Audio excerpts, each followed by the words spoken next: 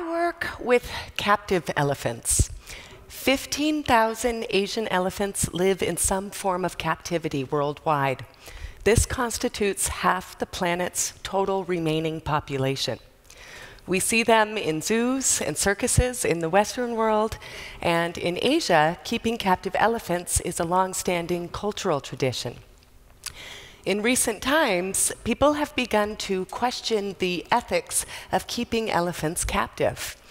Researchers have documented grief, self-awareness, language, tool use, cooperation, compassion, and altruism in elephants.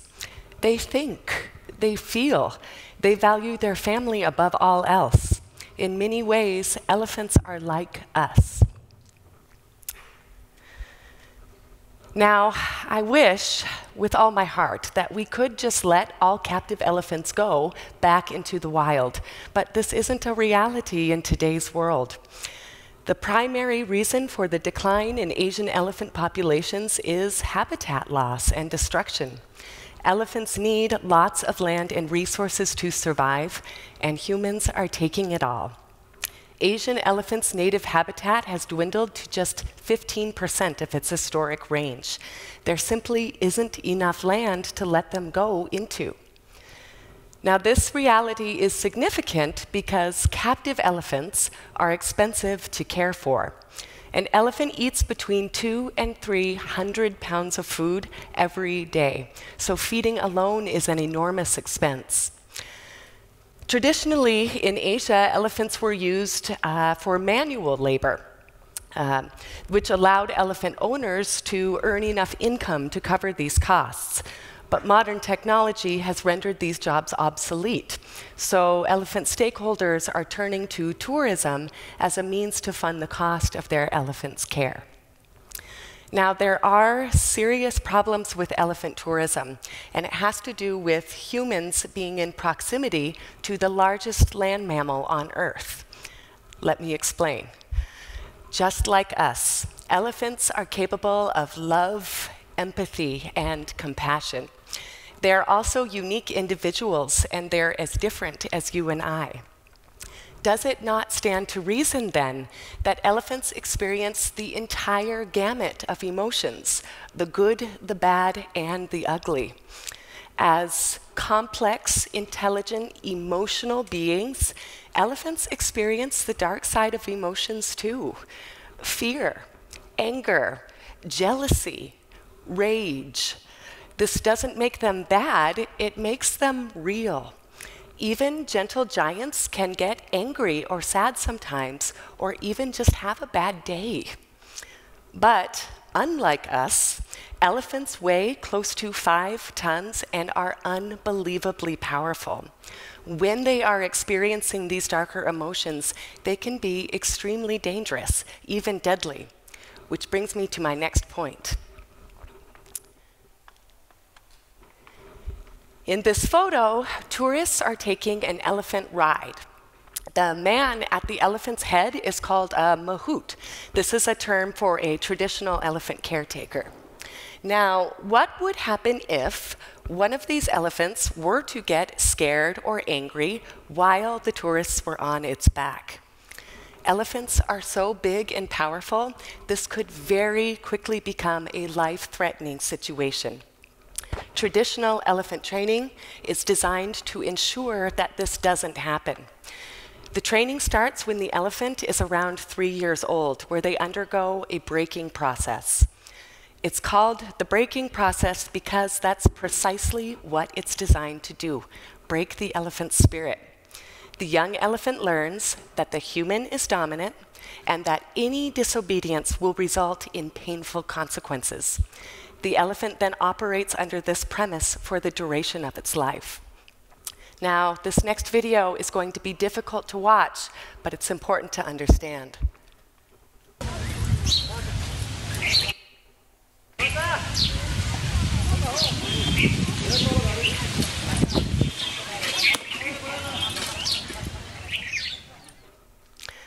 Now, our initial reaction may be to get angry with the mahout. It looks like he hits her for no reason. But there's more going on here than meets the eye. He's telling his elephant to walk forward, and at one point she slows down ever so slightly and begins to look to her left. He hits her, and she lifts her head back up and continues walking forward. Now keep in mind that that mahout is responsible for the lives of that entire family. Do you see why that when she's slowed down, he cannot afford to wait and see what she's going to do? As difficult as it may be to realize, this brutal training and ongoing coercion are required in order for us to ride elephants. Because of the potential danger involved, the elephant must be under complete control at all times. This elephant knows that if she expresses any excitable emotion or makes a mistake or disobeys her mahout, this will result in harrowing consequences. This video is actually a mild example. The punishment is often much worse than that.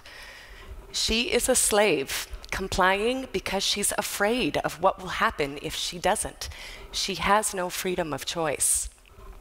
Now, the mahout is doing what's necessary to keep himself and those tourists safe. He cannot allow her to express herself freely. What if that results in their injury or death?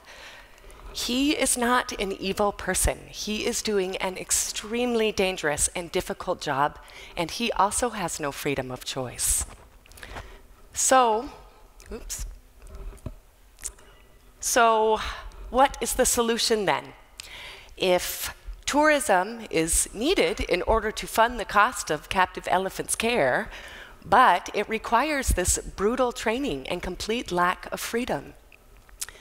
Well, the past 15 years have seen the rise of elephant sanctuaries worldwide, including Asia, where elephants are given a place to retire and live out their lives with dignity. Tourists who choose to visit these sanctuaries have chosen not to ride, and they wish to see the elephants living a healthier, more natural way of life. This can be a great solution, but currently it's not a perfect fix. Some glaring issues are still present. Elephants in sanctuaries are still not free to go and do whatever they want. Fences strong enough to contain elephants are very expensive and often impractical, and sanctuaries are usually located near local villages and farmland. Houses, vehicles, farms, families, and children are around. Now, remember, these elephants are complex individuals with minds of their own. Even though they're rescued, they can still get angry or scared sometimes, and most have been severely traumatized by their prior training and treatment. The potential for severe injury or death to humans remains, even in a sanctuary. For this reason, the elephants do still have a mahout and do still need to be managed and controlled. One solution towards providing more humane care lies in how we manage them. Instead of controlling elephants with fear and force, what if it were possible to ask for their cooperation? I'm talking about positive reinforcement training. My organization, Elephation, works in developing countries, teaching elephants to voluntarily participate in their medical care. For those of you with pets or horses, you know how frightening and sometimes painful blood draws, injections, and other invasive procedures can be for them. It typically requires some kind of restraint, and it can potentially be dangerous. Now imagine the same with a 5-ton elephant. For instance, similar to horses, routine foot care is essential for captive elephants' health and well-being. Now, here is how the procedure is typically done. The elephant is forced to lie down and stay still. The veterinarian is required to be in dangerously vulnerable proximity, so the mahouts are there to make sure that she doesn't kick or lash out.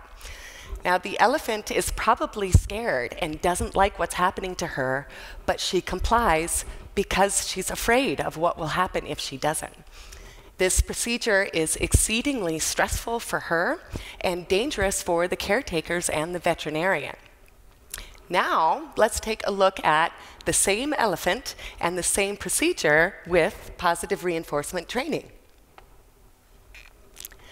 Now, this barrier in between myself and the elephant is called protected contact, and it serves a key role. In the prior photo, the elephant can't be free to express herself because it's too dangerous. Here, because that barrier is here, she can.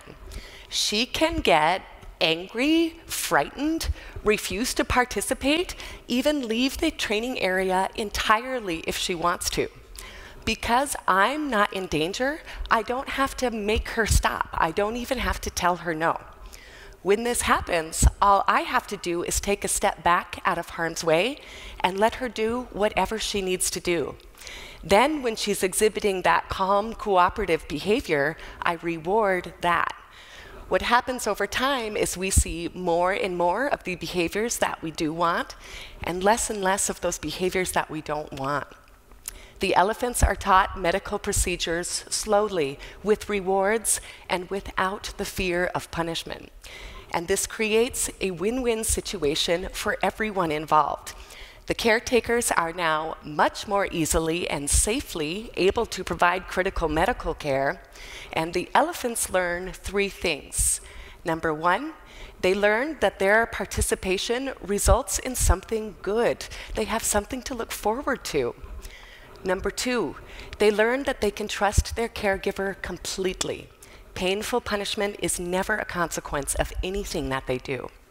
And number 3, perhaps for the first time in their lives, they learn that they have choices and control over what happens to them.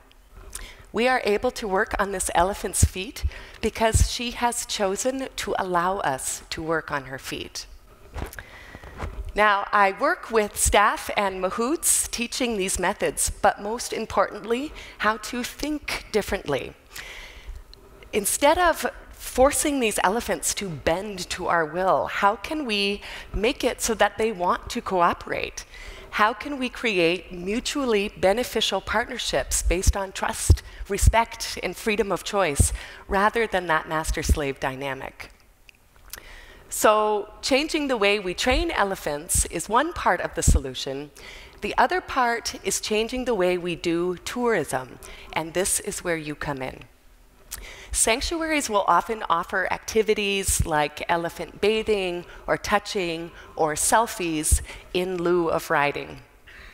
On the surface, this may seem like good alternatives, but let's examine this photo more closely.